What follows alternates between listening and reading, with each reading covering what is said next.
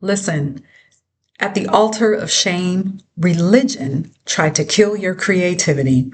But the good news is, by the end of this video, I'm going to tell you how you can get it back, how you can get your creativity back. Let's dive into today's episode. If you've been around, you know that on Friday, we talk about sensuality and how that is essential to you embracing your sovereign identity. So I'm going to repeat this. At the altar of shame, religion tried to kill your creativity. So now you may be saying at this point, what does creativity have to do with religion? What does creativity have to do with sensuality? Well, I'm going to let you know, so stick around. Now, here's the connection. In religion, your body, all right, your physical body was deemed to be a vessel of sin. Okay. Your body, your flesh was deemed to be the antithesis of everything good and perfect. All right. So how do we know this? We heard messages in church that told you, oh, the flesh is weak. You can't depend on your flesh. You were born into sin. Okay, all of those messages we were told, and we sat and listened to those same messages over and over and over again, church service after church service, Sunday after Sunday, Bible story after Bible story. All right. And if you're listening to this and you're watching this as a woman, you were often told many times to make sure that your body is covered up. Now, if you went to one of those extreme Christian churches where pants were not allowed, makeup was not allowed, jewelry was not allowed, I grew up from the time I was a baby to my teenage years, I was involved, a part of one of those churches. And then, somebody in the church decided to give women permission to put on a little makeup, to wear a little jewelry, to wear earrings, to wear pants. All right. And even through all of that, and even going to other churches, the message was still to women, make sure that you are covered up, because as a woman, you had to make sure that you weren't tempting any of the men in the church. You had to make sure that as a covered up woman, that is how you showed your pureness, your godliness. Okay. So you were constantly encouraged to hide yourself. All right. Now you have to understand this. When you are constantly told to hide yourself, when you constantly hear the false message of the flesh being weak, what effects do you think this has on the relationship with your own body? So this is why I talk about on the Unleashed Alchemy show, on Unleashed Alchemy TV, this is why I talk about how it is not enough just to walk away from your religion. It is not enough to just deconstruct and learn about, different religions and how religion was created. All of that is wonderful and good. But the true freedom, your true liberation comes, your freedom upgrade comes when you start to deal with the identity and how religious programmed consciousness gets into your nervous system, and it begins to manifest in how you show up in the world. And that takes effect whether you go to church or not. So you have to deal with the identity work. Okay. So I wanted to throw that in there. And I'm going to repeat the question that I just asked. What effects do you think this has on the relationship with your body when you have heard time and time again that the false story that your flesh is weak, that your flesh can't be trusted, that you're born into sin, and that you have to cover up your body? You learn to not appreciate your body. You learn to not trust your body, which means if you don't trust your own body, that means you don't trust your own emotions. It also means you don't trust your intuition. Also, you learn to shut down the guidance that is in your body. You shut down the avenue of your intuition. You shut down the avenue of your creativity. You shut down your ability to feel, to be present in your body, which is what sensuality is. Sensuality, in a simple definition, is to be present in your body, to acknowledge how you feel, to acknowledge your senses, to acknowledge your feelings, to acknowledge that you have sense of touch, sense of taste, that you have sense of hearing. To acknowledge your senses is to be sensual. Okay? So now, when you shut down your sensuality, you shut down your creativity. Why? Because sensuality and creativity is of the same energy. It's of the same frequency. So when one is blocked, the other is blocked.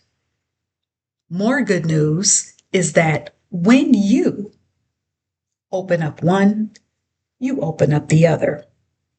When you set one free, you set the other free. When you unleash one, you unleash the other. That's very good news, right? All right. So, creativity and sensuality, they are of the same root and they are of the same nature because they are meant to flow. They are meant to be free flowing. Creativity and sensuality were designed to flow. It is a flowing energy. It is a free flowing energy. So, what can you do to allow the free flowing energy of creativity, the fire of creativity, to move freely in your life once again? I'm going to give you 3 things, okay, that you can do. The first thing, and if you've been listening to this, okay, if you've listened to my other episodes on sensuality, if you've listened to my other episodes on the importance of doing identity work after you have left religion, you probably already know what I'm going to say. One of the things you can do first is begin to acknowledge your desires and your emotions again. You have learned to ignore both. When you ignore what you want, when you ignore your emotions, it kills your authenticity and it kills your spontaneity. Remember, we're talking about free flowing energy here. All right? So you have to get into the practice of acknowledging your desires and acknowledging your emotions. That's the first thing you can do. Second thing you're going to do, after you get into the practice of acknowledging your emotions and your desires, okay, you're going to know that after that acknowledgement, when that becomes a part of what you do, it becomes a part of who you are, you'll notice that you become more receptive to new ideas, to new inspiration. And this is important to know because the more receptive you are to the new, the more raw energy that you have to create with. All right? The last thing that you're going to do, another thing that you're going to do, and listen, I'm listing these out not in necessarily that order because they're all integrated and intertwined. But the third thing that you can do to unlock that creative fire is to practice presence. What do I mean by that? Sensuality and creativity is about you being fully present in your body, which means you have to be fully present in the moment. Sensuality and creativity also demand presence in your body. And I'm going to use an example of when you acknowledge your desire, being embodied in that desire is to feel into that desire. So if you have a desire to live your life as a global citizen, to travel when you want, in luxury, how you want, when you want, with whomever you want, that is your desire. That is how you want to live your life. Be present in that desire and feel into that desire. How does acknowledging that desire, how does that make you feel in your body? That is embodiment. In the simplest way, that is embodiment, okay? So, one last point that I want to make here. The reason why talking about sensuality and creativity and making that connection is so important is because programming feeds you ideas and stories that cause you to disconnect from your body. When you have been disconnected from your body, that leads to overthinking. It leads to self-censorship, which causes you to ignore your desires. So let's go back to the example that I used about you, say you having a desire to be a global citizen and to travel all over the world. Well, when you're in your head, when you're disconnected from your body, what's going to happen is you're going to tell yourself, well, no, maybe that's too much. Maybe, is that even realistic? I mean, I can, travel every now and then. So, okay, maybe being a global citizen, maybe I just need to tone it down. That is what I'm talking about when I say self-censorship. So, being disconnected from your body, it leads you to overthinking, to doubt, and self-censorship. And that takes place in your mind. That's all in your head. So, it's important to get connected with your body again, so that the free-flowing fire of creativity to begin to flow, so that you can start to create enchantments in your life as a sovereign being, as a sovereign, creative, rich, wealthy, spiritual being. All right? That is what we're here for. So, to work with me one-on-one, go to unleashedalchemy.com. I have a spiritual coaching package where there are 24 sessions in that package.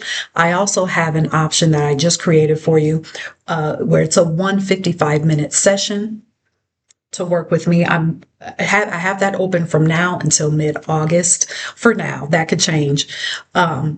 But know that whether you choose the package or whether you choose the 155-minute session with me, know that coaching with me is through video. Okay, I don't do phone. We have to see each other. All right, so just understand that. Show up for yourself. Also, I have books that are very transformational in your spiritual journey, on your spiritual journey. I have individual courses that you can buy from me. So check it out. Also, I want to announce that products are coming. Physical products. I'm so excited. Unleashed Alchemy is expanding. And thank you for being here to be in that expansion with me. All right. Unleashedalchemy.com. Until next time. Oh, and leave me your feedback on this episode. If you're watching this on YouTube, leave me a comment. If you are listening to the podcast, leave me a comment there. Leave me a rating as well. All right. And until next time, be sovereign.